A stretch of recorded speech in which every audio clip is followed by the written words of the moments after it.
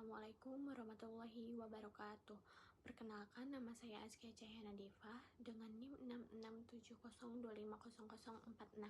Sebelumnya, izin Bung untuk mempresentasikan hasil review dari jurnal Bung dan rekan. Nah, yang pertama ini ada jurnal yang berjudul Kontestasi Kuasa Pemimpin Formal dan Informal di Desa Guradok. Nah, dalam jurnal itu membahas dinamika politik lokal di Desa Guradok, lebih tepatnya di Kabupaten Lebak. Dalam penelitian ini terdapat salah satu tokoh yang dimana tokoh ini tuh bernama Abah Olot. Beliau adalah seorang pemimpin yang mempunyai pengaruh yang jauh lebih besar dibanding kepala desa.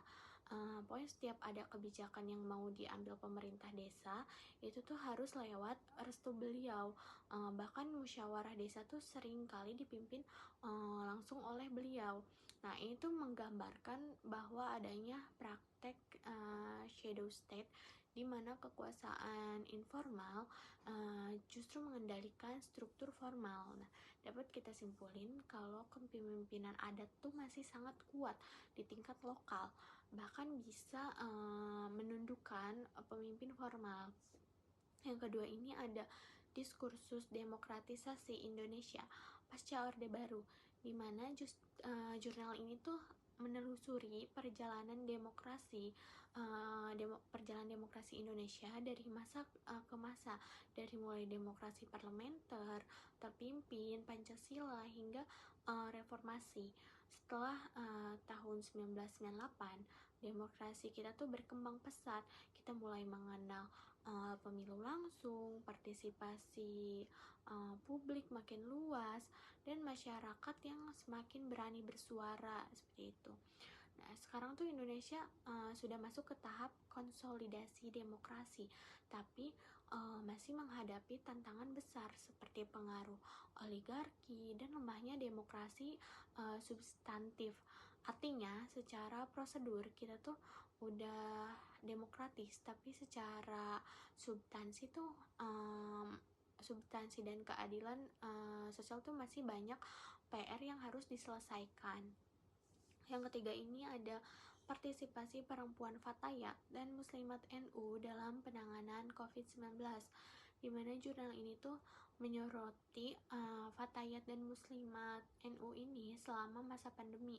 Mereka tuh aktif membantu masyarakat dari mulai menyalurkan bantuan sosial seperti membuka layanan konseling sampai mendampingi UMKM perempuan.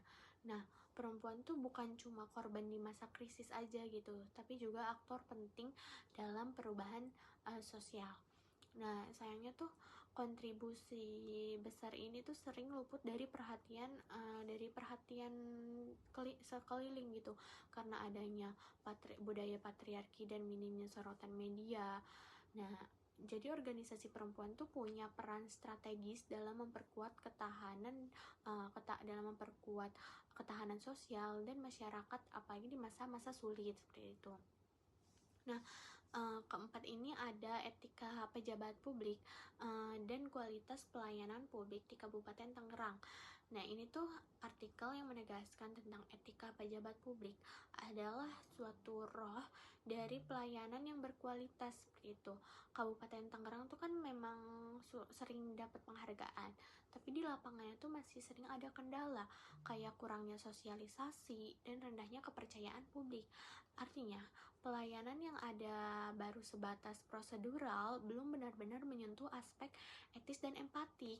Nah, kesimpulannya itu penghargaan ini tuh tidak otomatis mencerminkan pelayanan yang bermoral gitu.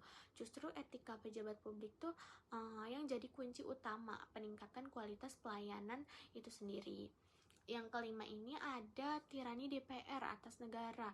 Nah, setelah amandemen Undang-Undang 1945, kekuasaan DPR semakin besar, bahkan cenderung lebih dominan dibanding eksekutif.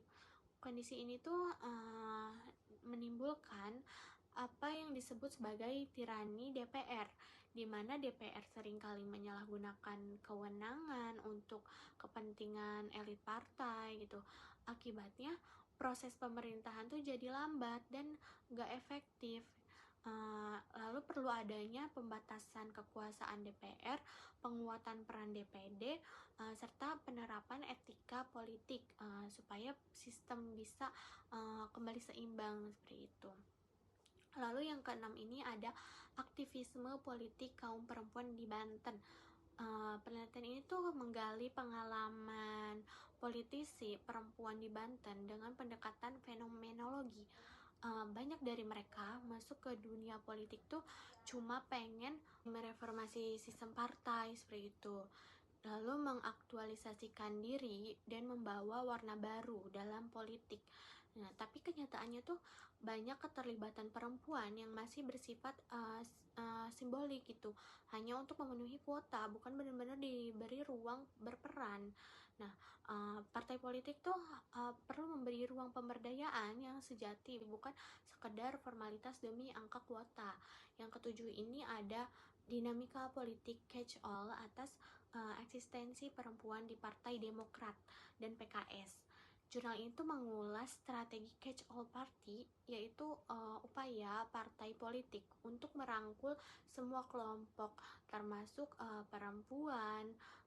Tapi representasi perempuan di DPRD Banten tuh masih jauh, masih baru mencapai 17,6%, sedangkan masih jauh dari sedangkan targetnya tuh 30%. Itu nunjukin kalau dukungan partai belum cukup kuat dan sering berhenti di tataran simbolik. Nah, politik perempuan tuh butuh dukungan nyata seperti pelatihan, sumber daya, dan posisi strategis gitu, bukan cuma janji afirmasi. Yang kedelapan ini ada pergulatan politik identitas partai Islam seperti PAN, PKB, PKS. Artikel ini tuh membahas PAN, PKB, dan PKS tuh memainkan politik identitas Islam gitu. PAN dan PKB itu cenderung mengambil pendekatan yang lebih inklusif dan substantif, sedangkan PKS tuh lebih formalis. Jadi identitas Islam tuh sering dijadiin strategi untuk meraih suara, tapi belakangan itu berbenturan dengan pragmatisme politik, di mana kesimpulannya ini politik identitas tuh tetap relevan, tapi harus diimbangi dengan adaptasi dan visi kebangsaan agar tidak terjebak dalam eksklusivitas.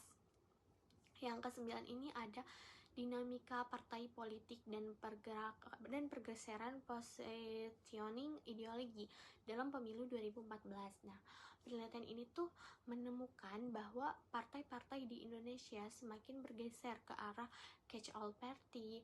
Mereka ini tuh lebih pragmatis, fokus mengejar suara ketimbang memperjuangkan ideologi.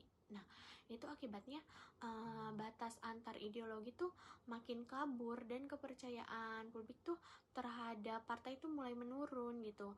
Nah, partai itu perlu mengembalikan jati diri ideologisnya supaya demokrasi tidak kehilangan arah. Nah, secara keseluruhan dari ke-9 jurnal ini tuh kita bisa lihat bahwa politik Indonesia masih terus berproses, berada di persimpangan antara idealisme dan pragmatisme, antara formalitas dan substansi, baik dalam isu demokrasi, gender, maupun etika. Nah, semuanya ini menegaskan pentingnya perbaikan kultur politik dan moralitas publik ke depan. Nah, sekian dari saya, kurang lebihnya mohon maaf. Assalamualaikum warahmatullahi wabarakatuh.